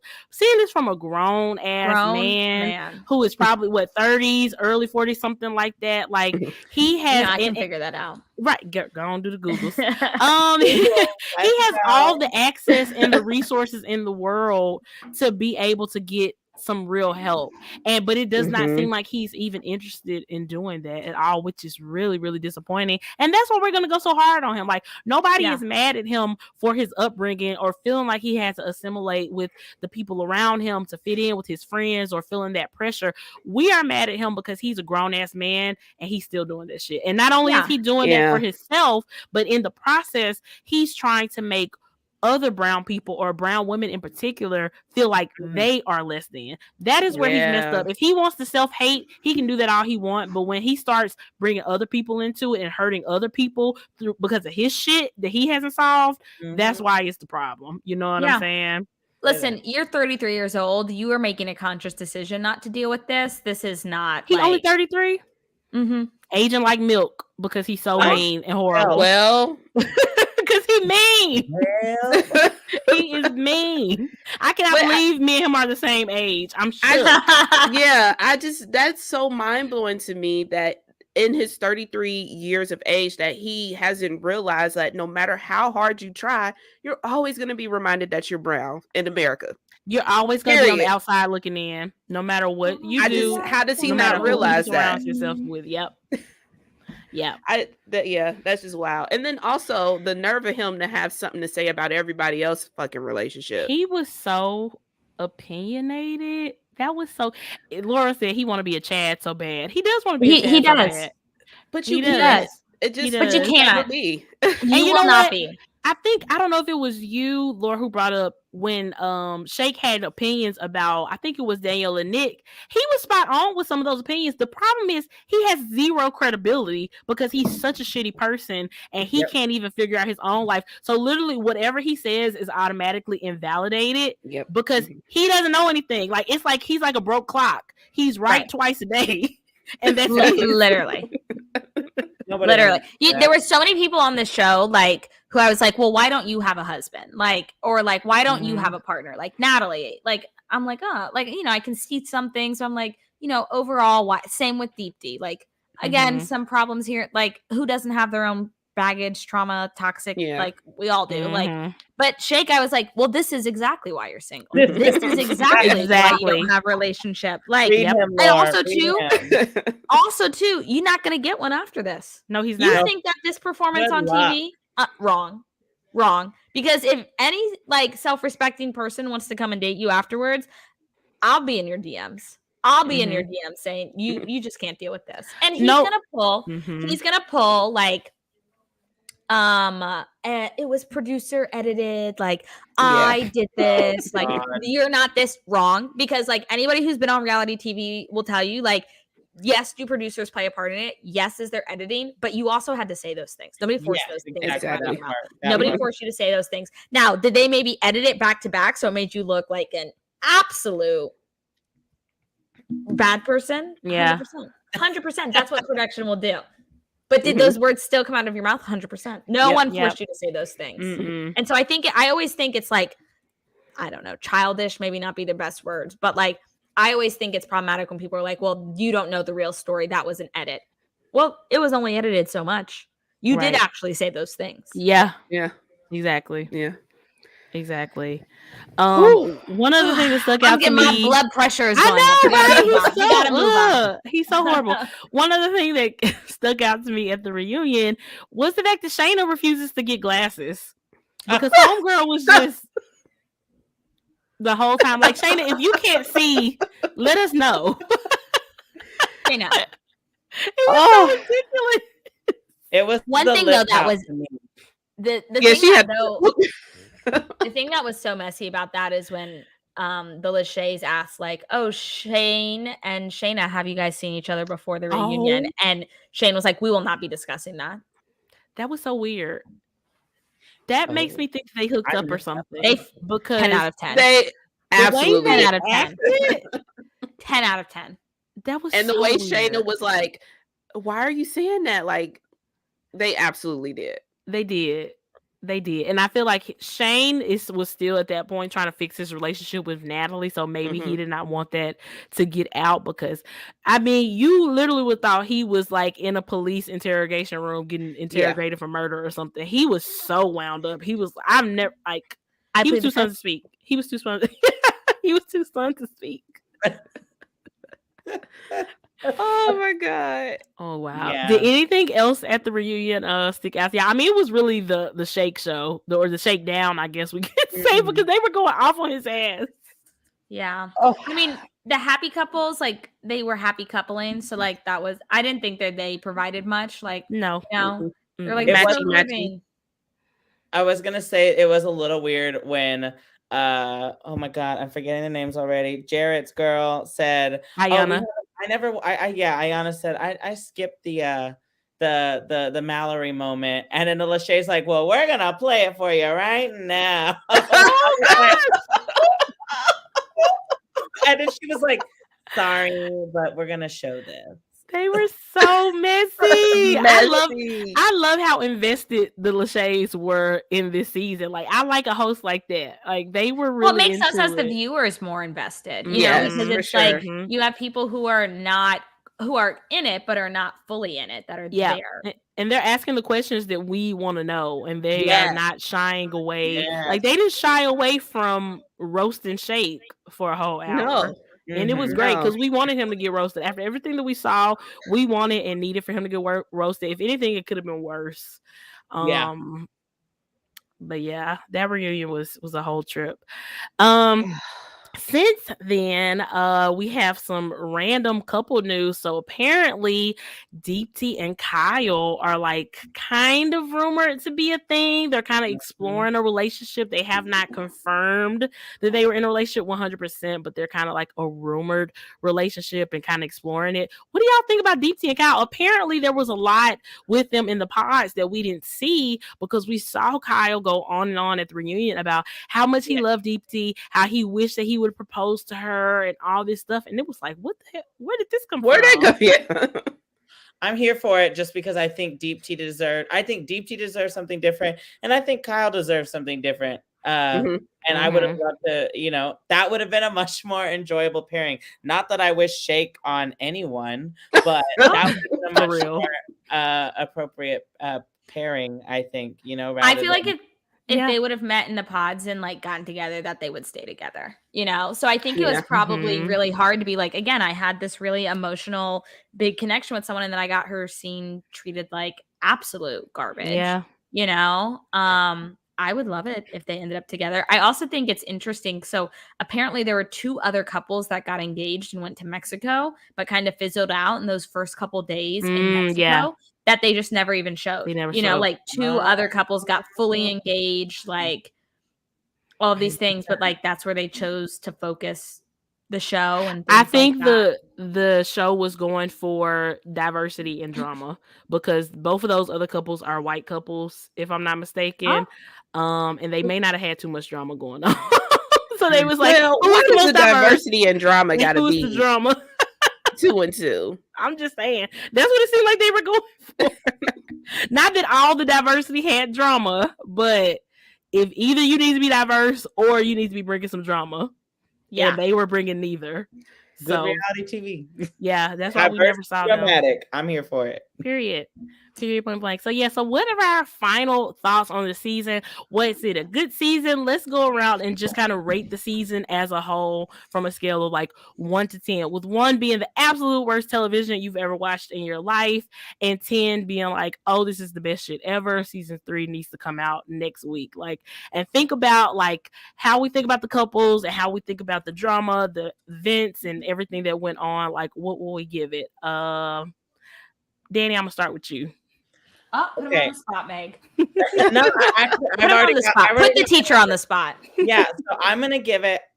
You said out of 10, right? Yeah, 10 being the best. Give it a 7, and I'll tell you why. So I would put the Bachelor, the Bachelorette situation. I would put them below that, just because while I live for the drama, I love the idea like of a successful relationship at the end. And I feel like if we crunch the numbers, even though Love is Blind only has 2 seasons, I feel like I personally have already seen more successful relationships than I have since I started watching The Bachelor. Because I literally think I started with Peter, like there hasn't been one. Yeah. But then I would also put The Circle, the other Netflix show that we all know and love. I would put The Circle higher, just because I think there is something about this like artificial love, you know, scenario that only can go so far. Whereas The Circle just feels very fun. It's all about friendship and just like playing the game, literally, which makes it even more exciting for me because it feels almost more real because it's not focused on relationships. So that's why I give it a 7. I really enjoyed it, and I look forward to season 3. Love that. Love that. Laura, what about you? I'm gonna give it an 8. Okay. Coming in hot. Laura, is everything okay? Are you okay? Yes. I hit a thing on my keyboard, and then my headphones started bring them out, and it just got really chaotic. Oh wow. Right. Are you in here? That's going to be our wedding entrance song. Fun fact. So anyway, that was ours. No way. Yes. That's why I have it queued up. But I really, really enjoyed it. I love reality TV. I watch them all, you know. I think as a former sociology major, I love it. I'm here for it. I think the idea of an experiment is really cool. I think I really like this. And Nick Viall, who's big in Bachelor World, did say like Love is Blind is kind of like The Bachelor after they get engaged. Right. And I think Meg, I was the one who told you, like, I think it could be so cool because Bachelor needs to change for a lot of reasons. Yes. But I think it would be so cool if they did like 2 episodes that was like get all that information. And then they did a combined Hometowns Fantasy Suites, a proposal, and then like 3 episodes afterwards that were like trying to be with each other after the show. Like, I think that could be a cool new arc for Bachelor that I think Love and Blind deals with a lot. But I do think like more diversity. I'd still love to see more body diversity on there. Yes. A lot of real conversations I think have sparked from it. Like, you know, did we get as many couples? Is it messy? Like, it's reality TV, 100%. But I really enjoyed it, and I can't wait till season 3. And they also like there's Love is Blind Tokyo, like they've like already started spin-offs of it. Okay, so you gave it an 8, right? I gave it 8. Yeah, Okay, sorry. so And we then I got a had a 7 diatribe, you know. and an 8. No, you're fine. All right, Myra, what would you give it? Okay, so fun fact, I accidentally clicked on Love is Blind Tokyo, but I'm actually trying to learn Japanese. So a lot of my Netflix is in Japanese with the subtitles. I'm like, I don't remember this person on here. And then I realized it was a whole nother show. But anywho. I love it. But my score would be, I was at an 8, but I think I'm going to go 7.5. No, Fancy Fencer 10. 7 or 8. Up or down, has to be 7 or 8. It makes sense. I think I'm going to go 7. Okay, why?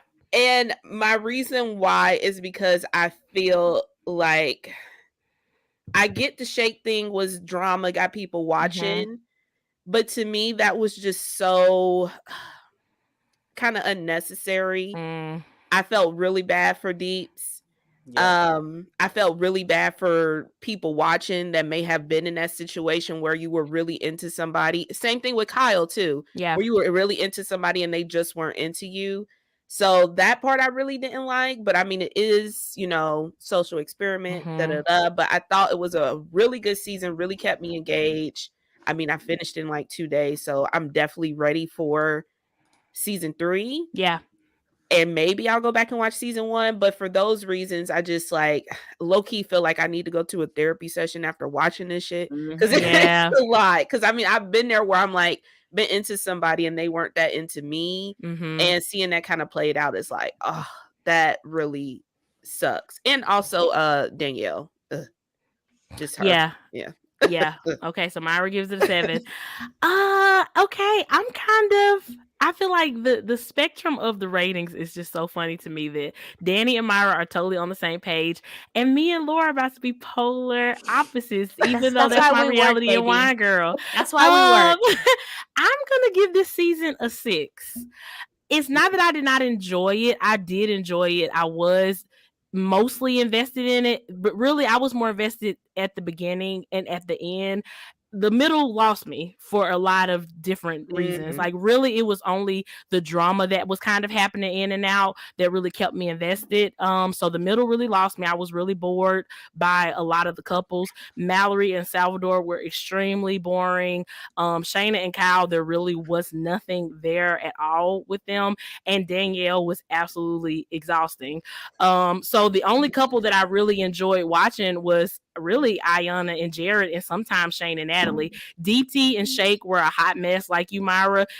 Shake was an absolute drain on the season. If he was not on this season, I think I would probably be leaning more towards a 7 or 8 because I just felt so deeply offended by how he treated her. I couldn't see anything else when I was watching him on the screen. It was just too much of a distraction. So I really think that casting really dropped the ball on this season. One thing, even though I love reality TV, casting really pisses me off when they cast people for drama. And I know we want that from reality TV, but if I'm watching a love story, I want to see a love story. I feel like there are so many shows that are going to give you nothing but drama. If this is supposed to give me a love story, I want to see a real love story. I want to see more than one love story. So yeah, casting was an absolute disappointment this season. And Myra, you brought this up at the beginning of the episode when we started talking, that the women being just so here and the men being here pissed me off also.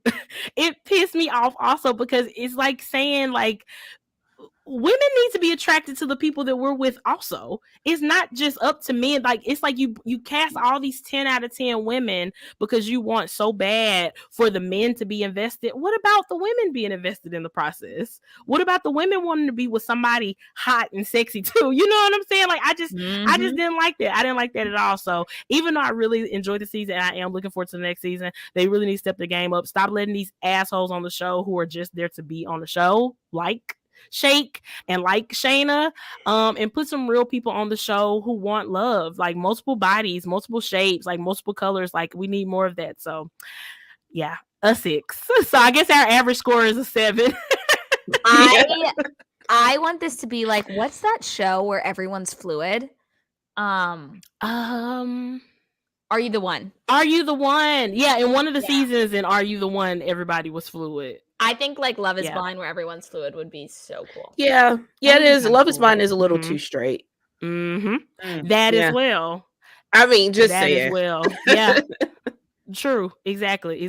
We're the same sex couples. We need same sex couples too. Yes, Danny. Okay, I did have one thing I wanted to ask you guys, because honestly, the one thing I was not prepared for was what could very well be, I think, one of the most problematic shows ever, which is this dang advertisement that we got for the red flag experiment or whatever she was calling it. I'm so lit. Like, I want to see it, but I'm also like I'm very of the opinion, like, I don't think any good relationship is going to like move forward based on an ultimatum. So I'm really conflicted that this is even happening. But like you've said, Laura, the idea of a social experiment is interesting, and I think that's what they're kind of doing. They're like, but what if? So I don't know. I'm very interested to hear y'all's thoughts on that show coming up. That show seems wild. I can't wait for it. That needs to be our next Reality and Wine recap. I think so too. But it gives me Temptation Island vibes. Yeah. So where like in Temptation Islands, they have 4 couples and all the men go to one island and it has 12 single women. And then all the girls go to another island and it has 12 single men. Great show. Again, I watched it all. I need to watch I need to watch it too. So, and John Michael loves it. Myra's like, this is messy. It's messy.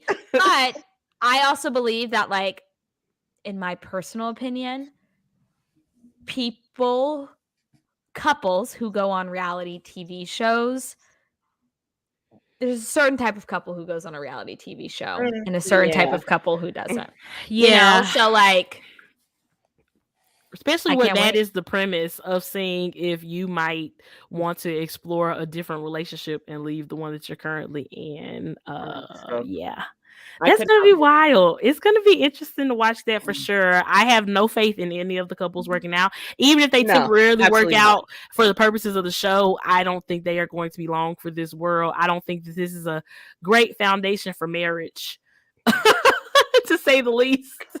So my only positive is that the Lachey's got another job. Period. Keep them employed. I'm here for the I really messy too. I really don't understand why they're the host, but like they're here. They're messy. Yeah. They're messy and they're invested in the storyline. 2 things that we do appreciate. And they're gonna ask the tough questions. So and I do like that it's like we get a woman and a man per se. You know, like I feel like a lot of times we get a lot of single or straight white men as like hosts to be like, let's dive into these really deep and sensitive topics. Are you the demographic for this? I don't think so. Deep and sensitive? Oh my God. But wow, guys, this has been so fun. We definitely have to do this again soon. Thank you to our live audience who interacted with us in the chat. There was just so much to say about this season. And I guess my final thing to sum up the season is I never want to see Shake on my television again ever in life. I was following him so I can vote in his post. Myra, what? Myra said, I'll keep y'all updated on the mess. It's a train wreck. I can't stop looking at it. Myra's the person when there's an accident on the highway. I am. Miles an hour. She's like, oh, that looks bad. She can't look away. She cannot look away. Not Myra stopping traffic. Right. For the drama.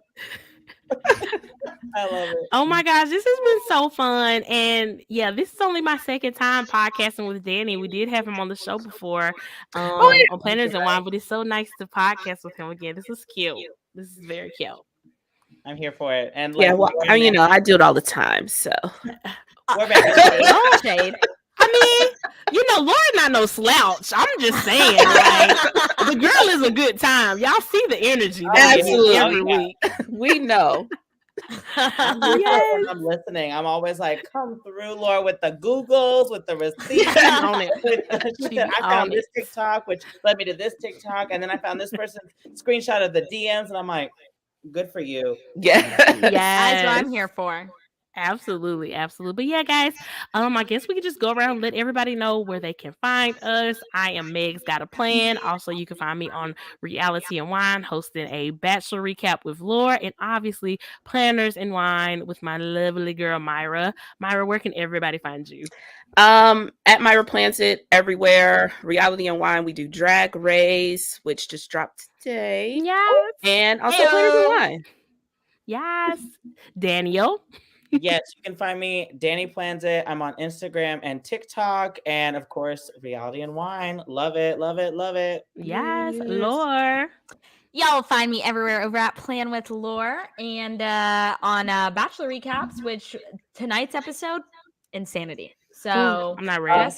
just get us ready. Get your ears ready. That Yeah. came out weird, but y'all know it.